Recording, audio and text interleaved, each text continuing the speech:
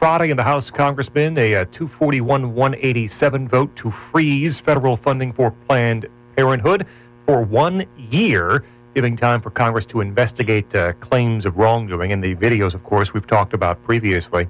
Is there a plan moving forward for how to deal with Planned Parenthood funding in the House as we approach the end of the month?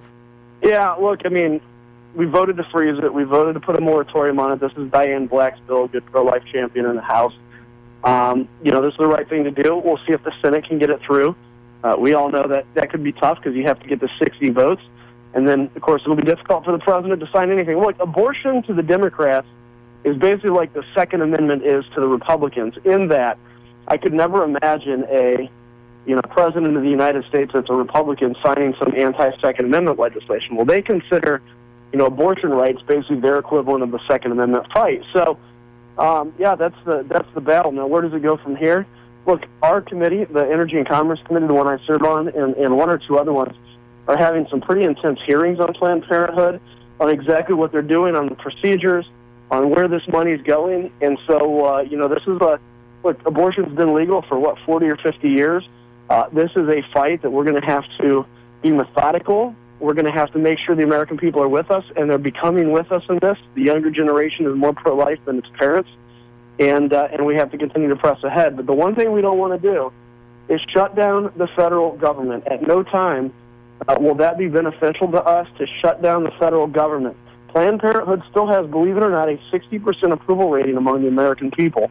And so to take a very unpopular Congress and shut down the government over something that people still see as pretty popular, I think would be very, very dangerous. And as the basically Right to Life movement has said, some of the national groups would do more damage to the cause for life than anything to help it.